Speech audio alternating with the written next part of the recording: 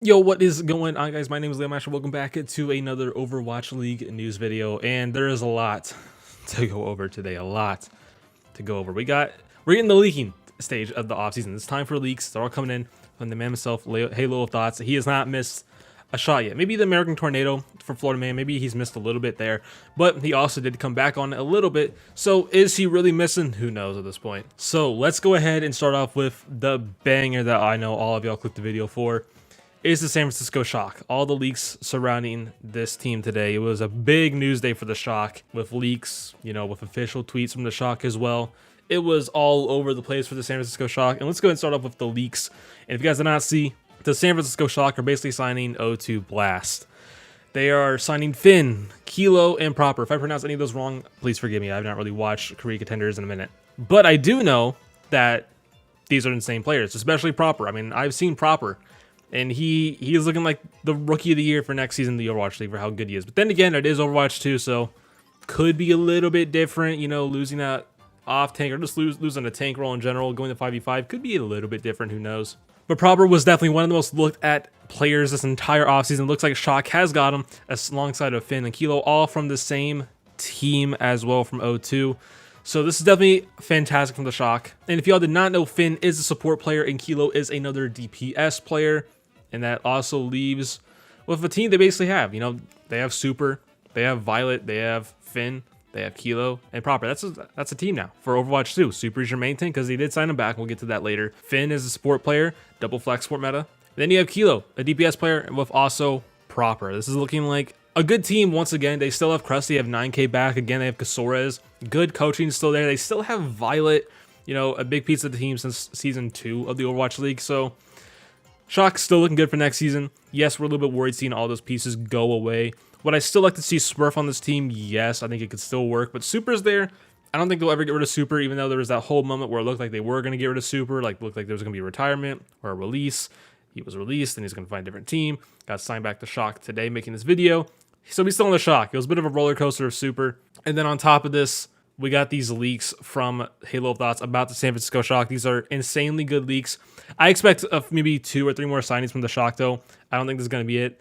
So Shock looking pretty good for this upcoming season, and hopefully these signings do not, fall down when Overwatch 2 starts. Because Overwatch 2, still a different game. Yes, they're going to be on an early build, so it's probably still going to be like a mix of a lot of Overwatch 1 with some Overwatch 2 aspects into the game. So I'm excited to see how this turns out. I think it's going to be great, though, for the Shock. Now let's talk about the Houston Outlaws. We got some coaching stuff to talk about and a leak to talk about for the Houston Outlaws. Houston Outlaws fans are going to be very happy. Atlanta fans who are not. So if you guys have not been paying attention to my videos or looking at Halo of Thoughts tweets, Halo of Thoughts has leaked that Atlanta Reign is going to be going to a full Western roster, and that means Pelican is going to get traded, which was a leak also in the past.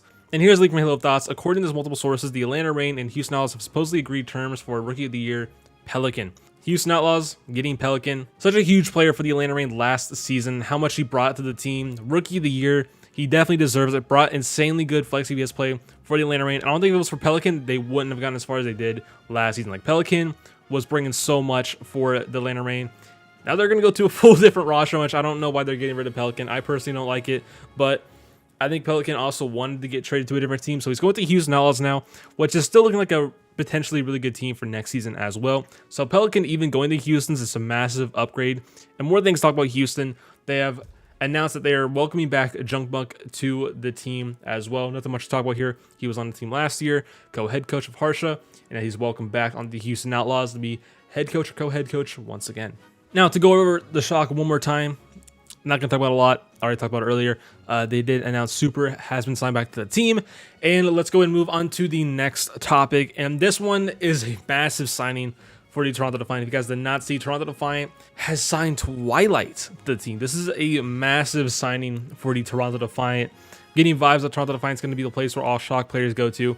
But we'll wait. We're still pretty early in the offseason, and Twilight is the first player going to Toronto beside Hisu. Let's hope Twilight does get full starting time. Yes, I know he was on the Shock, and Violet's good too. There was double flex formatus here and there, but I just want to see Twilight play all the time. All the time, and hopefully he gets that. Hopefully no one, gets signed over him and ends up being better than Twilight all of a sudden. So I'm very excited to see what Twilight does on the Toronto Defiant. And this is definitely a big step in the right direction for the Toronto Defiant. Hopefully they did not spend all of their budget just on Twilight, because I know some teams have done that in the past where they spend their entire budget on one star player and the rest of the players are kind of poo-poo.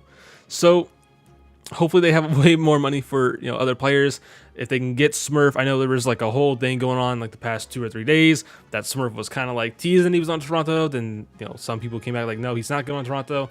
So it's just a thing. It's just a thing. I'd love to see Smurf on Toronto. It would be nice to see some Shock players go on a team together like the Toronto Defiant. Twilight's already on this team beside Hisu. They still have KDG. I'm interested to see what Toronto does. I hope this is a good year. They have had not a good year at all, really. They've had moments, back in season 2, they had moments, like they had a really good stage and that was it. Season 3, it was not really good at all. Season 4, there was potential there. It just also wasn't there. I want to see Toronto have a good and competitive year where like a team's going to be scared to go against them, or it makes people think twice about predictions for a match. And we really haven't had that at Toronto in a while. So Twilight, good direction. Hisu, still there, good direction. KDG, hopefully this is a good year for him. Now to this next one, we kind of already knew about it based off the contract status, but I like to wait to see, official things. And we got the official. Los Angeles Gladiators have released Moth. That he is no longer on the Gladiators, which unfortunately isn't really a surprise. It's kind of weird thinking about that because they use Skewed a lot. Skewed and Shu was actually a good duo for the team, and it got him pretty far. Moth is no longer on the Gladiators. He was still good when he did play, though. You can't ignore that. He was still good. He's still playing. He will most likely go on the team instantly. What team would that be? Love to see it. Is it going to be Toronto? They're going to have a mixed roster. Florida Mayhem's still there. He could be a good piece there. If Vancouver's actually want to spend money on the roster, Vancouver Titans, a lot of teams are going to be looking at him. He's still an insanely good main sport. And if he doesn't want to play anymore, he can for sure be a really good coach. But I'm pretty sure he wants to play for Overwatch 2. So Gladiators, getting rid of Moth. Not too surprising. I want to see Moth go on a team instantly. He will be played instantly as well. So excited to see what they do with this. Now, on to Seoul Dynasty. If you guys did not see, which I wouldn't be surprised if y'all didn't see. It was kind of like under the radar, it felt. Seoul Dynasty announced a new signing of a player, but they also announced players that are staying. Is Prophet Fitz staying, and Stalker is being signed to the team. And I've seen a lot of mixed opinions on this. I'm also kind of in the mixed area. Prophet, flex DPS, Fitz, hit scan DPS, Stalker, flex DPS. So yes, it's nice to have a backup here and there. It's also okay to play over a hit scan player. I still think Stalker is a really good player. We saw that in the past. I've seen Stalker play here and there. Not a lot, but I've seen him play, and he's been really good from what I've seen. Definitely Overwatch League level. But I'm interested to see what he does on this team. Prophet's still insanely good at the game. So is Fitz. Is Stalker going to get his time? I think he will. I think Stalker will actually get a lot of rotation time in. Is he going to start, though? I doubt it, unless Prophet wants to stay back a little bit or Fitz wants to stay back. So Stalker coming to the Overwatch League, most likely be benched like 50% of the time. I think there will be a definitely good rotation for Stalker, 50-50 time. Then again, we still have Overwatch 2 coming around. Way more heroes could be coming in the game. Stalker could be better than Prophet. Stalker can be better than Fitz. It's just the case. I think it's actually really smart to have a good player like Stalker on the bench, especially if Overwatch 2 coming around. So good signing for Seoul, but is this going to be good for Stalker in the future and to get on maybe other teams? We'll see, but I'm excited to see what they do with this one. Now let's talk about the Philadelphia Fusion.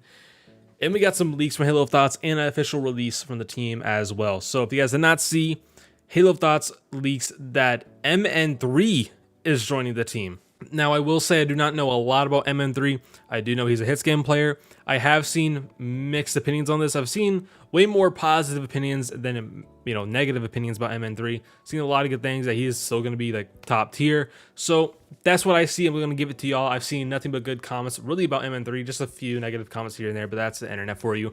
I've seen nothing but good from MN3. So I'm excited to see what he does. I really have no clue about him. Never even heard of him until I saw this tweet. But on to the next thing for Philadelphia Fusion is Hotba has been released. Unfortunately, he is now PP poofed from the Philadelphia Fusion. He's no longer playing for the team. Sucks to see, but I will say there was a lot of like up and downs of Hotba. I still think this is actually a good year for Hotba, though. Don't fully think I thought he did bad. He was actually a really good year for Hotba. Yes, there were some times it was up and down, but that goes almost every player in the league. But Hotba, good piece of Fusion this year, but he is now getting released. Now onto something that I really don't know what to think about just yet. I'm not saying it's fully bad, but Halo Thoughts leaks that according to multiple sources, the Florida Mayhem are expected to announce former Boston Uprising and LA Valiant assistant coach Gunba as their new head coach. He returns to Overwatch after previously coaching Immortals and Valorant. So this one, I don't know what to think about it. I do know Gunba was a really good coach back in Overwatch, years ago. But also taking that break to Valorant, I feel like kind of hurts it a little bit. When you coach a whole different game for a little bit and then just come back to Overwatch, yes, he may still be paying attention. Yes, he still may be studying like VODs at Overwatch and not saying anything. He could be doing that. But taking like a somewhat big break off of Overwatch, not coaching, the game changes a lot through that time frame. So he has come back to Overwatch. Obviously, Florida Mayhem signed him for a reason. Yes, Gunba is probably doing a lot of stuff behind the scenes that he's not talking about, which is smart to do sometimes. So I'm interested to see how this goes. Gunba has been a really good coach in the past, so I am aware of that. Just him, kind of taking a break, with Valorant, then coming back, worries me a little bit. Worries me just a little bit. But if he proves me wrong, I'm happy with that. I want him to prove me wrong. There's also a lot of mixed opinions out there too about him. Kind of like a lot of Florida fans are like, I don't want him coaching this team. And there's some just like me, like, hey, go for it. Prove us wrong that you're still good. I'm really interested to see how Florida really turns out for next season. I'm not getting a lot of vibes that they really want to win for next season. Maybe like see how Overwatch 2 goes and then go from there is what I'm getting with Florida Mayhem. So it's interesting. It's going to be an interesting year for Florida. A lot of weird moves. So Gunba coming in to replace Kuki. Definitely interesting. Now onto another one. Boston Uprising releases Gaebullssi. Nothing too surprising here, unfortunately, because Punk has played over Gaebullssi, which I also think Gaebullssi was still good when he played for the Boston Uprising, when he still started over Punk, those first couple weeks when he first played, and he looked good. He looked like he could be a top off tank. Just Punk came in and wanted that spot, and he looked good the entire season after Gaebullssi got signed. So Gaebullssi is no longer on the Boston Uprising. Also, Overwatch 2, might as well tone down the tanks a little bit too. So Gaebullssi is getting released. Let's see what team he goes on. If he's flexible enough, for Overwatch 2, you got to keep in mind we still have one tank. As much as it's going to be weird to talk about one tank from now here and out, Gaebullssi may not have that flexibility, and we'll see where he goes in the future. I still think he's Overwatch League level. I really haven't seen him play Reinhardt or Orisa or Winston yet, unlike a lot of other off tanks out there in the league. So I'd love to see where Gaebullssi goes. Maybe he would be like a off tank somewhat specialist for Overwatch 2, like Diva, Zarya, you know what I'm saying at that point. But I don't know. It's interesting to see him release. I think he'll still be in the Overwatch League though. And to end it off, ChoiHyoBin retires. 07, boys. 07. ChoiHyoBin retires. It's sad to see him go. He, once again, a legend. A lot of legends have retired. Just from the top of my head, we have Birdring, Gesture, ChoiHyoBin. And I know there's more coming, or more that already happened I can't think of right now. So ChoiHyoBin retires. A big piece in Overwatch competitive, yes, joining in 2018. I still remember the day he got signed and the massive impact he had instantly on that team when he first got signed alongside Architects and just way more players back in 2018 when they were signing players and changing their roster as time went on, like Krusty and Moth, Architect, Super came in. Seeing all these pieces finally come together for the Shock as their plan was for Season 2 and just kind of building something with Season 1. ChoiHyoBin came in. It was a great story for ChoiHyoBin when he first came for the Shock. And even in his previous days back in Contenders, I still remember watching that when that was crazy and watching those LAN tournaments and staying up all night to watch those. So ChoiHyoBin, definitely a great run. I'd love to see what he does in the future. He may come back, maybe not. Definitely sad to see ChoiHyoBin go. Big piece of the Shock, but Shock all around. This roster kind of gone now. We're having a full different Shock roster come in with Violet and a lot of O2 pieces. And that's it. So if you guys want to stay more in tune to Overwatch League news and Overwatch League stuff in general, don't forget to subscribe down below. Also, don't forget to join my Discord down below as well. Don't forget my Twitter and my Twitch. And don't forget to hit that bell and definitely leave a like, comment, and subscribe down below. And I'll see you guys on the next one.